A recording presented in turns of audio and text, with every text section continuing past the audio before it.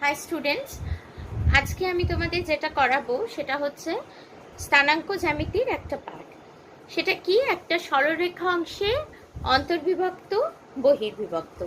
তোমরা স্থানাঙ্ক জ্যামিতি এর আগে করেছো, সরলরেখা কিভাবে বিন্দু বার করতে হয়, বিন্দু স্থানাঙ্ক বার করতে হয়, সেগুলো তোমরা করেছো। আজকে আমি আরেকটা জিনিস তোমাদের শেখাবো। সরলরেখা অংশ বলতে আমরা জানি, ধরো দুটো বিন্দুকে যোগ করে, দুটো বিন্দুকে যদি আমি যোগ করি একটা সরলরেখা পাওয়া যায়। দুটো বিন্দু দিয়ে একটা সরলরেখা আঁকা যায়। ধরো এ একটা বিন্দু, বি একটা বিন্দু, আমি দুটোকে যুক্ত করলাম একটা সরলরেখা। এ বিন্দু স্থানাঙ্ক x1 y1, বি বিন্দু স্থানাঙ্ক x2 y2। এদের মাঝখানে বলতে ঠিক মাঝখানে নয়, যে কোনো একটা জায়গায় এদের মধ্যে একটা যে কোনো বিন্দু আছে P। সেই বিন্দুটা কোথায় থাকতে পারে? এ বির মাঝখানে থাকতে পারে, সেটা হলে কি হবে সেটাও আমি বলবো। অথবা যে কোনো একটা জায়গায়, মাঝখান নয় আমি ধরলাম, মিডলে নেই, যে কোনো একটা ভেতরে যে কোনো একটা বিন্দু নিলাম P। সেই বিন্দুটা এ বি কে কোনো না কোনো অনুপাতে তো ভাগ করবে।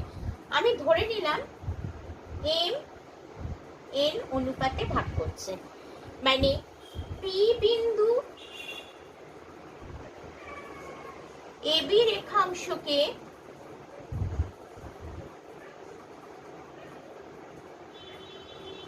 m/n অনুপাতে ভাগ করে। এটা অ্যাকচুয়ালি যেহেতু মধ্যখানে ভেতরে আছে, অন্তর্বিভক্ত করে। আমি পি বিন্দু স্থানাঙ্কটা কি হয় সেটা আমি দেখব। পি বিন্দু স্থানাঙ্ক কি হবে দেখো।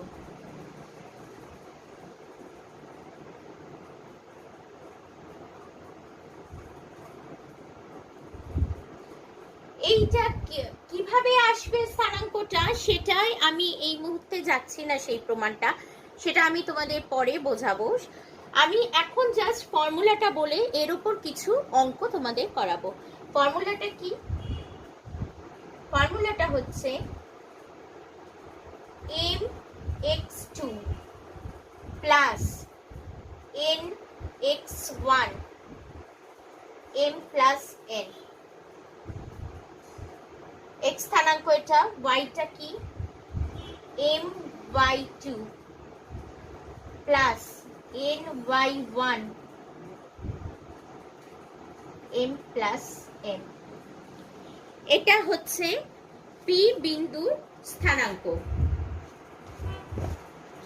তাহলে এ বি সরলরেখাকে পি বিন্দু, আমার যদি একটা সরলরেখার দুটো বিন্দু, প্রান্ত বিন্দু জানা থাকে, পি বিন্দুটা কি অনুপাতে ভাগ করেছে সেটা আমাদের যদি জানা থাকে, আমরা পি বিন্দু স্থানাঙ্কটা বার করতে পারবো।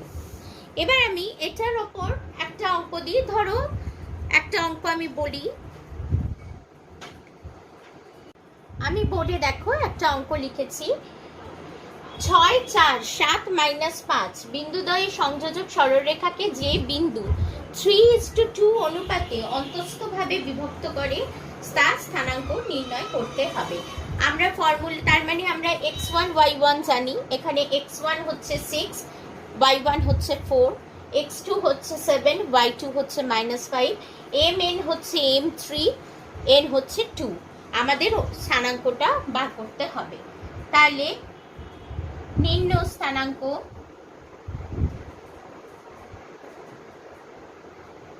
আমি একটু ফর্মুলাটা লিখে নিই, তাতে আমাদের সুবিধে হবে করতে। কি ফর্মুলাটা? m × x2 plus n x1 by m plus n, m y2 n y1 m plus n। বসাতে থাকি। m মানে হচ্ছে 3, x2 মানে হচ্ছে 7,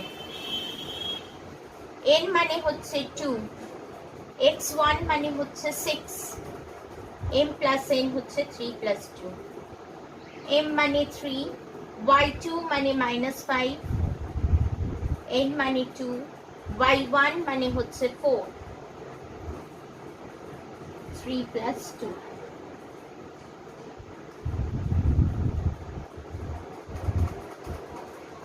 21 plus 12 by 5 minus 15 plus 8 by 5. তার মানে 33 by 5 minus 7 by 5. এটা হলো আমার নির্ণেয় স্থানাঙ্ক। এবার আমি দেখি পি বিন্দুটা যদি মধ্যবিন্দু হতো,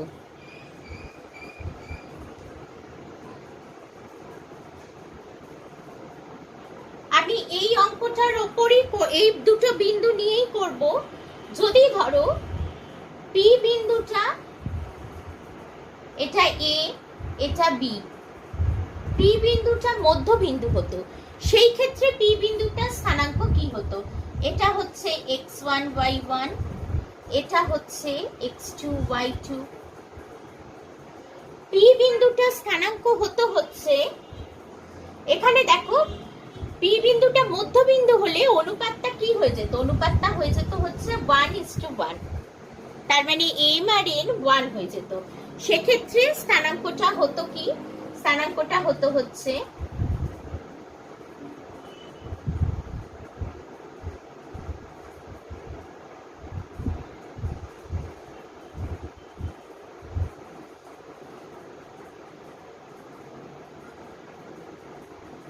m এখানে 1, তার মানে 1 into x2 plus 1 into x1 by 1 plus 1। একইভাবে 1 into y2, 1 into y1, 1 plus 1।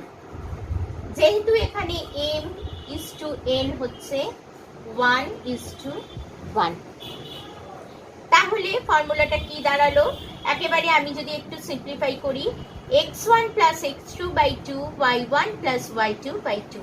তাহলে কোনো কিছুর মধ্যবিন্দু স্থানাঙ্ক হচ্ছে দুটো সরলরেখার x1 plus x2 by 2, y1 plus y2 by 2।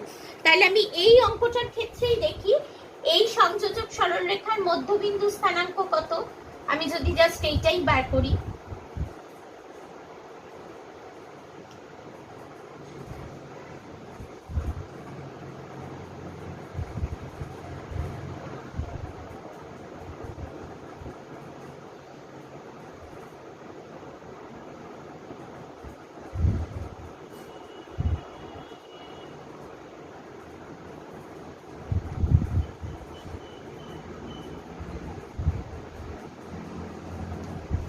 এই সরলরেখা অংশেরই মধ্যবিন্দুর স্থানাঙ্ক নির্ণয় করতে বলছি। তাহলে কি হবে? x1 এখানে হচ্ছে নির্ণয় স্থানাঙ্ক কি দাঁড়িয়ে যাবে?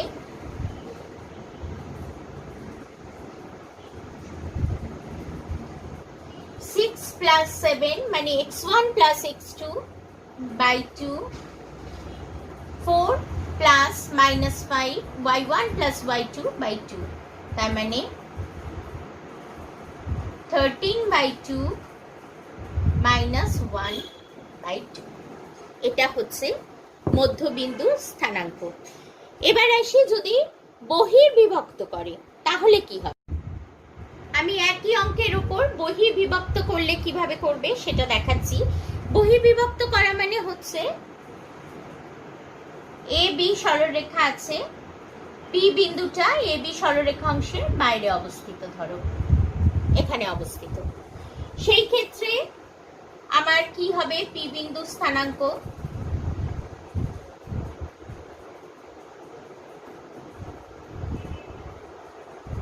পি বিন্দু স্থানাঙ্ক হচ্ছে একই রকম, শুধু প্লাসের জায়গায় মাইনাস হবে।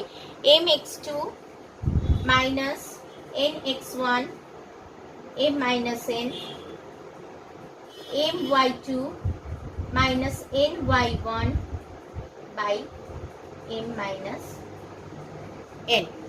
এটা আমার হচ্ছে যদি বহির্বিভক্ত করে সেই ক্ষেত্রে এটা হবে। তাহলে এই অঙ্কটার ক্ষেত্রেই বহির্বিভক্তটা আমি দেখে নিই কি হবে, বুঝতে সুবিধে হবে। এখানে 3:2, তার মানে m এর জায়গায় হচ্ছে 3, x2 মানে হচ্ছে 7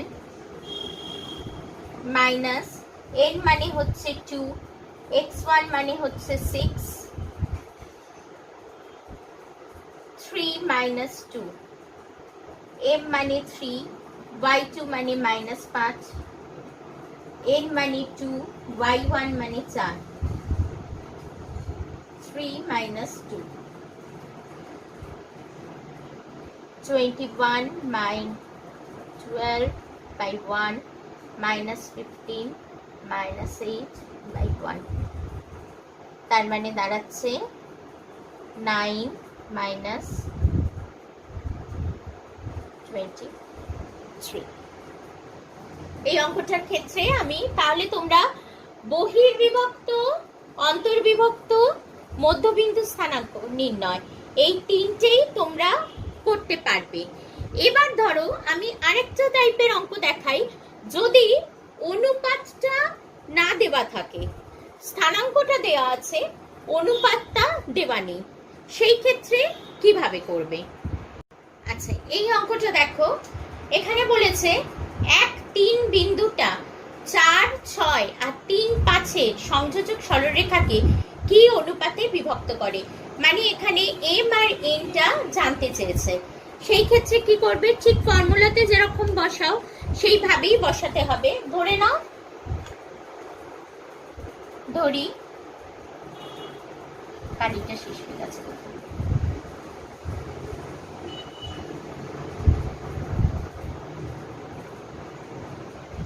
ধরি নির্ণেয় অনুপাত m/n। এবার যেভাবে স্থানাঙ্ক ফর্মুলা দিয়ে বার করো, তাহলে নির্ণেয় স্থানাঙ্ক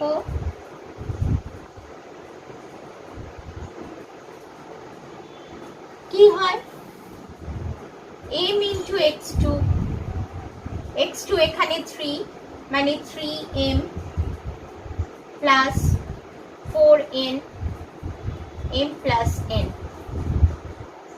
আবার y2 দিয়ে হলে m into y2 5m plus 6n, m plus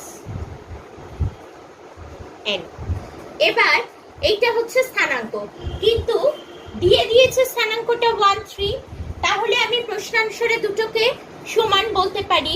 আমি যে কোনো একটা অক্ষ ধরেই আমি করতে পারবো। আমি x অক্ষটা ধরলাম, তাহলে x অক্ষ অনুযায়ী 3m plus 4n by m plus n, এটা হচ্ছে স্থানাঙ্কটা, x অক্ষের স্থানাঙ্কটা, সেইটা সমান কত, 1 বলে দিয়েছে। তাহলে প্রশ্নানুসারে এইটা সমান 1, সেখান থেকে আমি m আর n টা বার করে নিতে পারবো। ক্রস মাল্টিপ্লিকেশন করো, m n কে একদিকে আনো,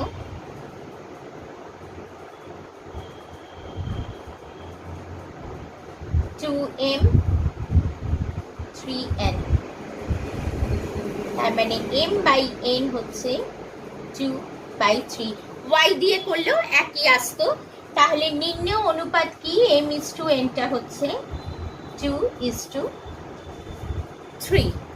এটাই যদি কোনোটা মাইনাস আসে তাহলে বহির্বিভক্ত, এখানে যেহেতু দুটোই প্লাস এসছে তাহলে অন্তর্বিভক্ত করছে, তাহলে 2:3 অনুপাতে অন্তর্বিভক্ত করবে। এবারে আরেকটা টাইপের অঙ্ক তোমাদের দেখাই, সেটা হচ্ছে 4টে বিন্দু দেয়া থাকবে, সেটা দিয়ে আমাদের বলতে হবে যে সেটা যুক্ত করলে একটা সামান্তরিক হবে কি হবে না, সেটা আমি তোমাদের দেখাই।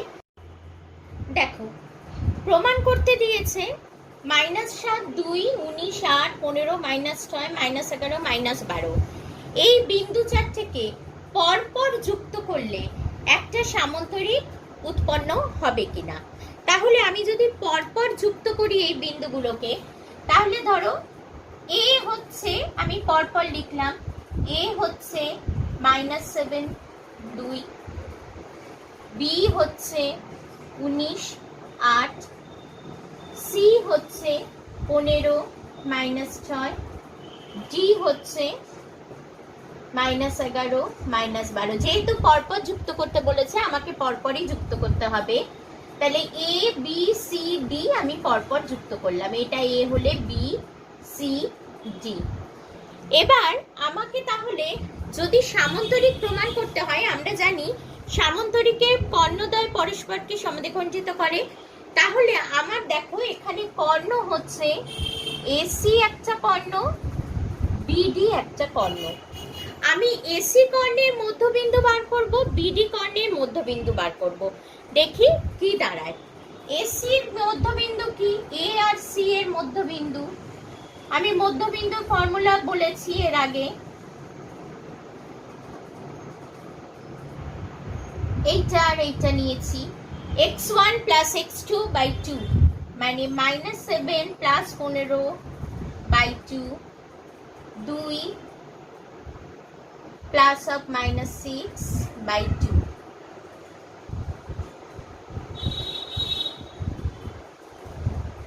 তাহলে এটা দাঁড়াচ্ছে 8 বাই 2, এটা দাঁড়াচ্ছে -4 বাই 2, তার মানে 4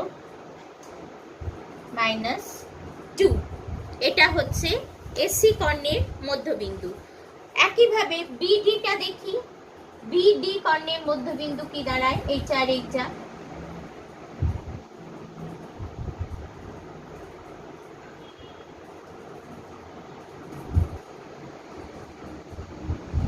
-19 plus -11 by 2, 8 plus -12 by 2, 8 by 2 -4 by 2, 4। তাহলে দেখো এইটাও হচ্ছে 4 -2, এটাও হচ্ছে 4 -2। তাহলে বলতে পারি এসি আর বিডি কর্ণ পরস্পরকে সমদ্বিখণ্ডিত করেছে, তাহলে এবিসিডি একটি সামন্তরিক।